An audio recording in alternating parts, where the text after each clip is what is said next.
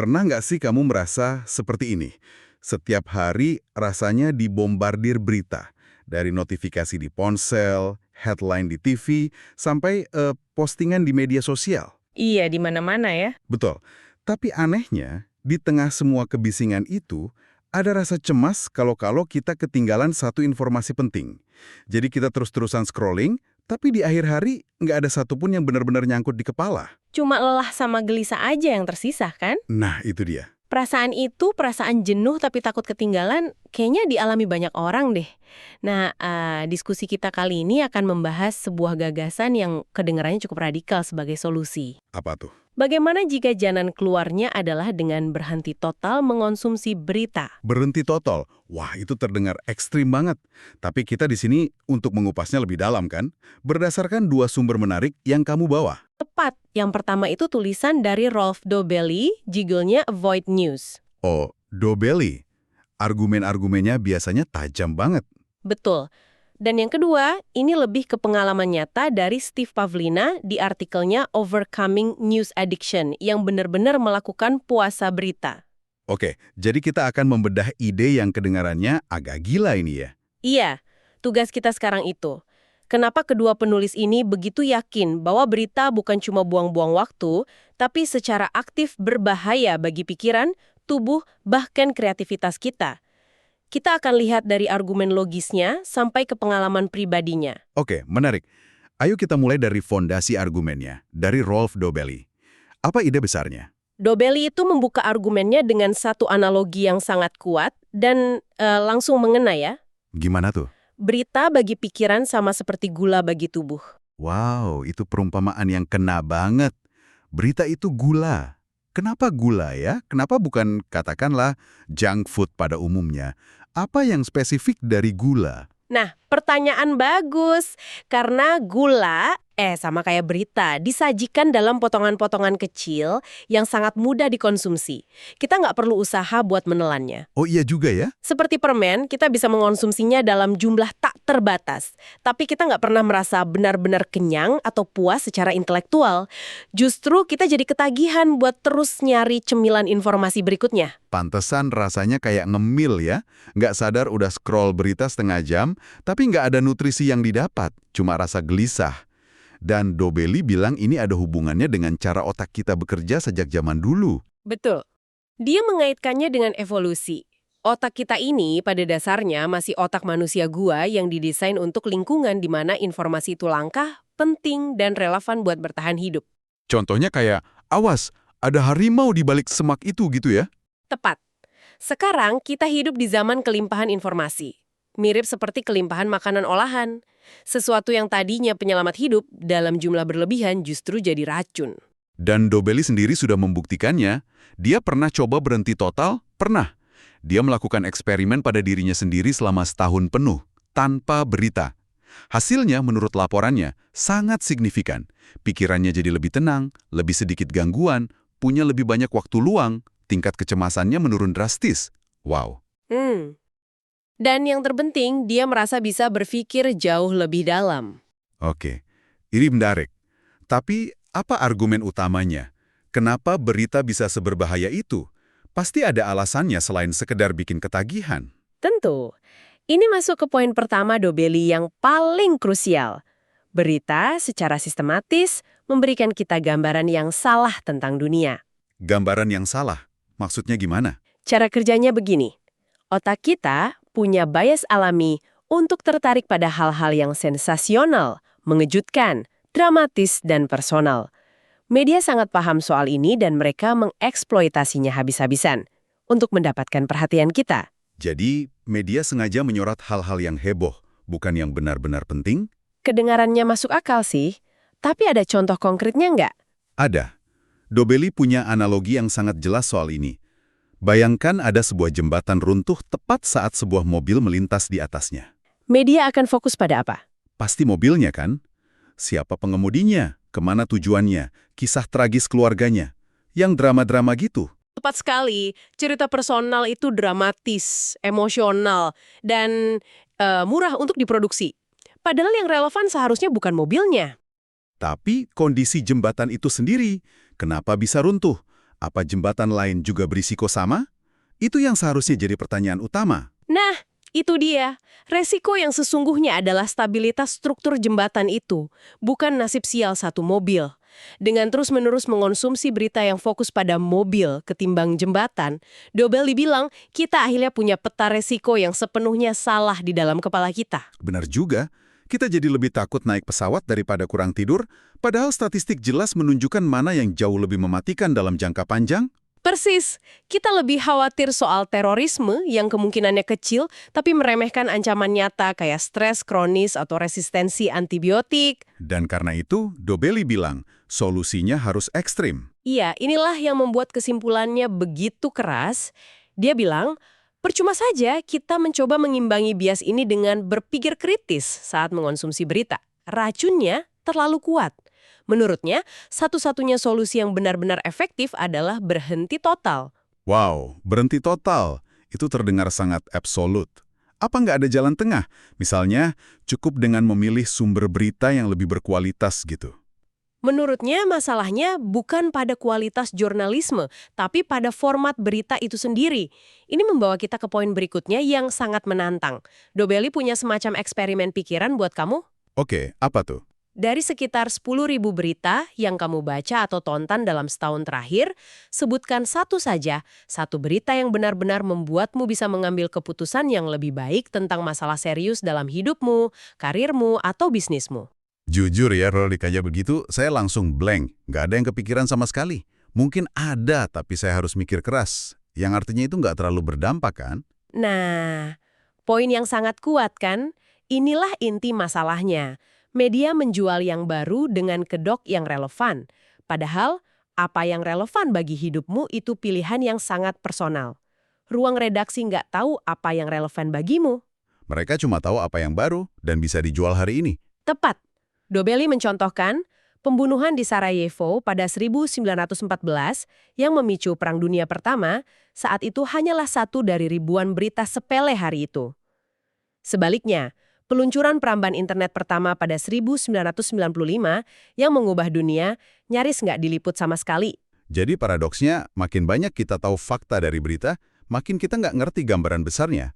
Karena kita tenggelam dalam detail-detail yang sebenarnya nggak penting. Gelembung kecil yang muncul di permukaan dunia yang lebih dalam. Mengetahui semua gelembung itu nggak sama dengan memahami arusnya. Justru semakin banyak gelembung yang kita perhatikan, semakin kita kehilangan gambaran tentang kedalaman dan arah arus itu sendiri. Gila ya? Betul. Jadi bukan cuma soal salah informasi, tapi juga sama sekali tidak relevan untuk pemahaman yang mendalam. Tapi saya curiga ini lebih dalam lagi deh. Rasanya ada efek fisik yang nyata. Kalau saya terlalu banyak baca berita politik yang panas, seharian rasanya tegang, gampang marah. Apa Dobelli juga membahas ini? Oh, tentu saja. Dan ini bagian yang cukup mengkhawatirkan. Menurut Dobelli, berita-berita yang sensasional dan memicu kepanikan itu secara konstan mengaktifkan sistem limbik kita. Sistem limbik, itu bagian otak yang mengatur emosi dan respons lawan atau lari itu bukan sih? Betul. Aktivasi ini melepaskan hormon stres, yaitu kortisol. Dan kalau itu terjadi terus-terusan setiap hari, tubuh kita jadi stres kronis kan? Iya, benar. Disinilah analogi gula tadi jadi sangat nyata secara biologis.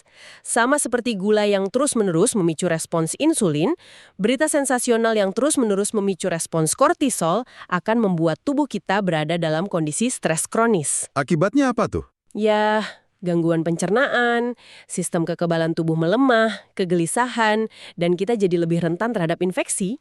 Itu baru efek fisiknya. Bagaimana dengan efeknya ke cara kita berpikir? Efek kognitifnya nggak kalah merusak. Pertama, berita adalah bahan bakar utama untuk induk dari semua kesalahan kognitif. Confirmation bias, atau bias konfirmasi. Tunggu, bias konfirmasi itu kayak... Kita nonton debat politik dan kita hanya fokus pada argumen dari calon yang kita dukung, sambil otomatis mengabaikan poin bagus dari lawannya. Persis, kita secara alami menyaring informasi yang cocok dengan keyakinan kita. Berita, terutama yang dipersonalisasi oleh algoritma, menciptakan gelembung filter yang membuat kita semakin yakin dengan pandangan kita sendiri. Dan jadi semakin nggak toleran sama pandangan lain. Oke, selain itu apa lagi? Ada juga bias cerita. Otak kita suka narasi yang sederhana, ada sebab akibat yang jelas. Media mengeksploitasinya dengan bilang, pasar saham turun karena pernyataan pejabat X. Padahal realitasnya jauh lebih kompleks kan? Betul, ada ribuan faktor yang bermain dan seringkali nggak ada yang tahu penyebab pastinya. Dobelli bahkan menyebut jurnalis yang melakukan ini bodoh, karena ini penyederhanaan yang sangat menyesatkan. Kita jadi merasa paham, padahal kita cuma diberi cerita yang enak didengar. Dan yang paling saya rasakan sehari-hari, berita itu menghancurkan konsentrasi. Dulu saya bisa baca buku berjam-jam, sekarang baru 10 halaman rasanya sudah gatal mau cek HP. Apakah ini hanya perasaan saya atau memang ada penjelasan ilmiahnya? Itu bukan cuma perasaanmu. Dan penjelasannya cukup membuat ngeri. Berpikir mendalam itu butuh konsentrasi. Dan konsentrasi butuh waktu tanpa interupsi. Tepat, berita dari definisinya adalah mesin interupsi. Notifikasi, breaking news, judul clickbait, bahkan hyperlink di berita online itu sendiri adalah gangguan. Setiap kali melihatnya, otak kita harus membuat keputusan mikro, klik atau tidak. Itu sudah cukup untuk memecah konsentrasi. Jadi ini bukan cuma soal gangguan sesaat. Jauh lebih serius dari itu. Ini mengubah struktur otak kita secara fisik. Dobelli mengutip Profesor Michael Merzenich, seorang pionir di bidang neuroplastisitas. Mengonsumsi berita secara terus-menerus itu seperti melatih otot. Otot apa yang dilatih? Sayangnya, otot yang dilatih adalah sirkuit saraf untuk skimming, multitasking, dan melompat dari satu informasi ke informasi lain. Akibatnya, sirkuit saraf untuk membaca secara mendalam, fokus, dan berpikir analitis jadi terabaikan dan melemah. Astaga. Jadi ini beneran mengubah cara kerja otak kita? Pantesan saya dan banyak teman saya sekarang susah banget fokus baca buku lama-lama. Saya kira cuma karena tambah tua. Bukan karena usia, tapi karena latihan. Seperti kata Profesor Merzenich, kutipannya sangat keras. Kita melatih otak kita untuk memperhatikan sampah. Wah, argumen Dobelli ini benar-benar kuat dan sejujurnya agak menakutkan. Teorinya solid banget. Nah, untungnya sumber kedua kita ini lebih praktis kan? Ada orang yang beneran mencoba puasa berita ini. Mari kita beralih ke pengalaman Steve Pavlina. Betul. Jika Dobelli memberikan mengapanya, Pavlina memberikan bagaimananya. Dia mendokumentasikan eksperimennya berpuasa berita selama 30 hari. Dan hal pertama yang dia sadari adalah betapa sulitnya di awal. Oh ya? Iya, dia menggambarkan ada semacam rasa gatal atau keinginan kuat yang tak tertahankan untuk memeriksa berita. Itu dia, persis seperti orang yang coba berhenti merokok atau ngopi di pagi hari. Ternyata ini bukan sekedar kebiasaan buruk, tapi benar-benar sebuah kecanduan ya. Tepat. Dari situ dia sadar setiap kecanduan ada untuk mengisi sebuah kebutuhan. Dia merefleksikan apa kebutuhan yang coba dipenuhi oleh berita ini.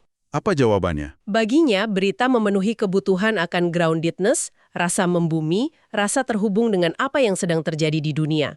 Kebutuhan untuk merasa tahu situasi. Kebutuhan untuk terhubung itu kan wajar ya, kita makhluk sosial. Tapi kenapa lewat berita, cara pemenuhannya jadi beracun? Karena, seperti yang juga disoroti Dobelli, efek sampingnya adalah pikiran kita jadi terkondisikan untuk terus-menerus berada dalam mode negatif dan berbasis rasa takut. Kita merasa terhubung, tapi koneksi itu dibangun di atas kecemasan. Masuk akal. Lalu apa yang terjadi setelah Pavlina berhasil melewati fase sakau di awal? Wawasan apa yang dia dapat? Setelah beberapa minggu, dia mulai bisa melihat kebiasaannya dari jarak yang lebih jauh, dan wawasannya sangat menggemakan poin-poin Dobelli. Dia menyimpulkan beberapa hal. Pertama, berita itu didominasi hal negatif dan memakai rasa takut sebagai alat pemasaran utama. Oke. Kedua, berita itu dangkal. Membaca buku jauh lebih superior untuk pemahaman. Dan ketiga, berita pada dasarnya tidak relevan dan tidak bisa ditindaklanjuti. Hampir nggak ada berita yang benar-benar menuntut tindakan langsung darimu. Pavlina bahkan sampai menghitung waktu yang terbuang kan?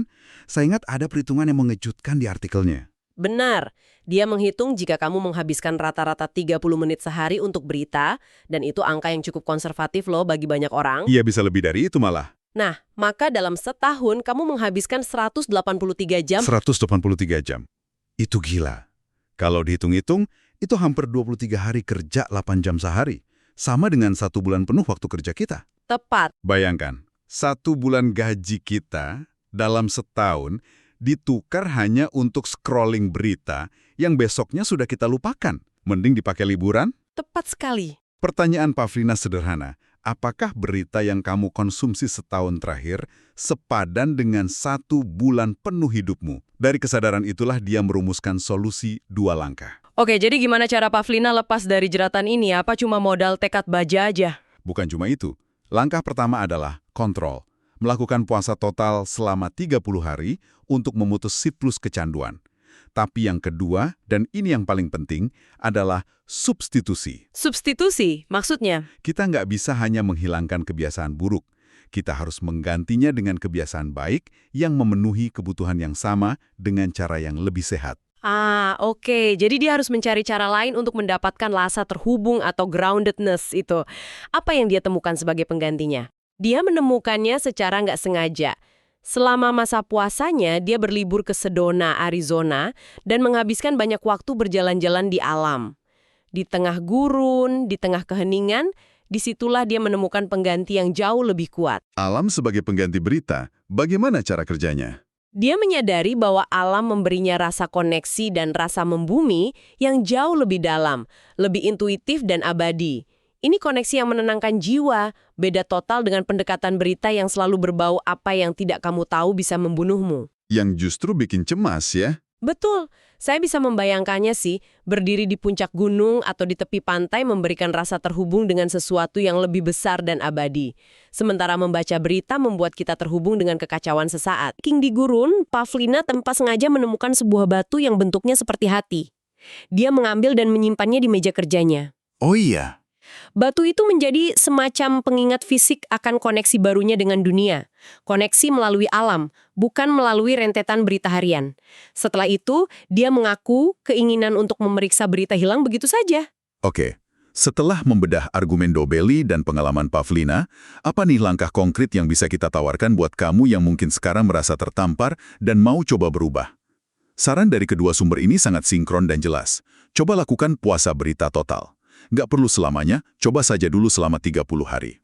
Oke, 30 hari. Caranya? Hapus aplikasi berita dari ponselmu, batalkan langganan koran, jangan sentuh majalah di ruang tunggu, pokoknya buatlah berita menjadi sesulit mungkin untuk diakses. Dan yang paling penting, lakukan substitusi, kan?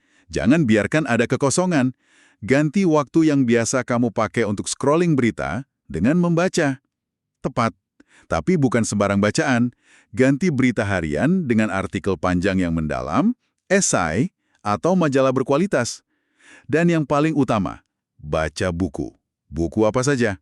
Terutama buku nonfiksi, sejarah, biologi, psikologi. Tujuannya adalah untuk mulai memahami mekanisme mendasar yang menggerakkan dunia, bukan lagi cuma mengamati gelembung-gelembung peristiwa di permukaannya. Itu semua masuk akal, tapi pasti ada satu kekhawatiran terbesar yang muncul di benak semua orang. FOMO atau Fear of Missing Out, takut ketinggalan informasi. Nah, iya, gimana kalau ada kejadian super penting, beneran nggak akan ketinggalan? Itu dia pertanyaannya. Ini adalah ketakutan yang wajar dan kedua penulis menjawabnya dengan cara yang sama. Percayalah, jika ada sesuatu yang benar-benar penting dan relevan bagi hidupmu, komunitasmu, atau profesimu, informasi itu akan menemukan jalannya kepadamu. Oh, jadi kita nggak perlu nyari informasinya yang akan datang ke kita. Betul, kamu akan mendengarnya dari teman, keluarga, atau kolega. Dan seringkali informasinya datang dengan konteks yang lebih baik ya. Bukan cuma headline mentah, tapi sudah disaring dan dihubungkan dengan relevansinya untuk kita oleh orang yang kita percaya. Masuk ke akal sih. Kamu nggak akan ketinggalan berita tentang evakuasi darurat, temanmu pasti akan menelpon. Tepat sekali. Informasi yang benar-benar krusial itu punya sinyal yang kuat. Ia akan menembus kebisingan. Kita nggak perlu mencarinya di tengah lautan sampah informasi. Baiklah, kita sudah membahas bagaimana berita bisa menciptakan peta risiko yang salah di kepala kita, melatih otak kita untuk mudah teralihkan, dan pada akhirnya membuat kita jadi konsumen informasi yang pasif dan cemas. Sebagai penutup, mari kita tinggalkan satu pemikiran provokatif untuk kamu renungkan. Kedua penulis berpendapat bahwa dengan menghilangkan kebisingan berita, kamu mendapatkan kembali dua hal berharga, waktu dan fokus. Tapi bagaimana jika ada yang lebih dari itu? Lebih dari waktu dan fokus. Apa itu? Dobelli sempat menyinggung bahwa kreativitas sejati seringkali muncul dari pikiran yang tidak menyadari banyak hal yang telah dicoba sebelumnya. Maksudnya, Dengan tidak tahu apa yang sedang tren atau apa yang sedang dibicarakan semua orang, kita justru lebih bebas untuk berpikir orisinil. Tepat. Jadi pertanyaannya adalah, mungkinkah arus berita yang konstan itu, selain mencuri waktu dan fokusmu, juga secara diam-diam menghalangi kamu untuk memiliki pemikiran paling orisinil? Dengan sengaja menciptakan ruang kosong di benakmu, dengan tidak mengisinya dengan opini dan peristiwa harian. Gagasan atau solusi baru apa yang benar-benar unik bagimu dan duniamu, yang akhirnya memiliki ruang untuk tumbuh.